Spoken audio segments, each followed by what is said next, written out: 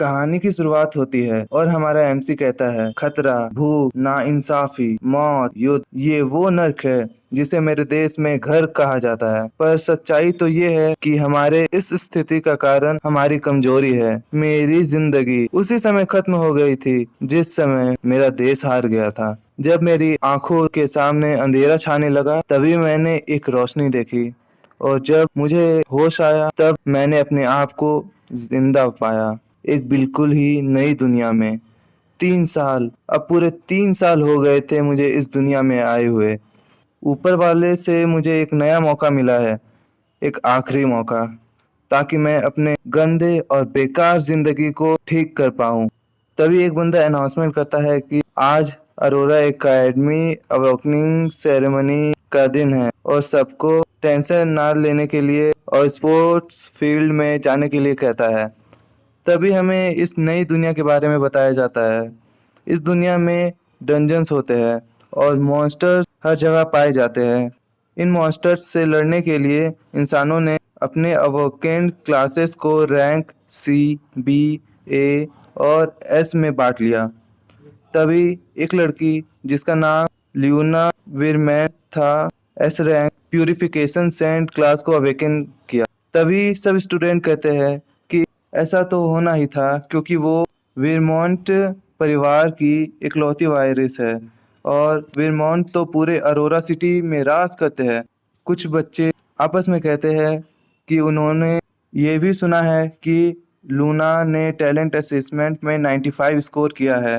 तभी दूसरा बच्चा कहता है 95, इतना तो पूरे कंट्री में शायद ही कोई कर सकता है। तभी हमारे हीरो की चांस आती है।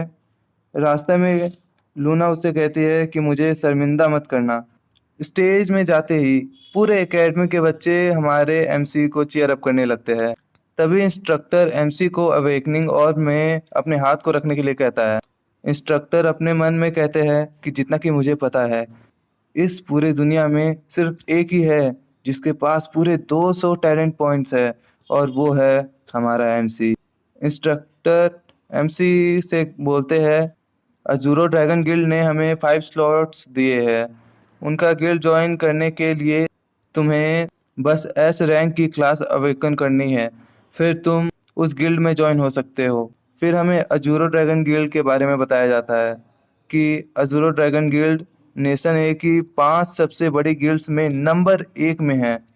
अगर कोई गिल्ड में ज्वाइन कर लेता है तो उसे ताकत और स्टेटस मिलती है और उसका फ्यूचर भी सिक्योर हो जाता है।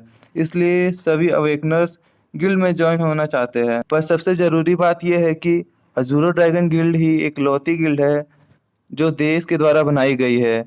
इसका मतलब वही देश के लिए मिलिट्री का भी काम कर सकते हैं। हमारा एमसी भी पिछले जन्म में एक सोल्जर था किसी कमज़ोर देश का, इसलिए वो भी इस गिल्ड में ज्वाइन करना चाहता है।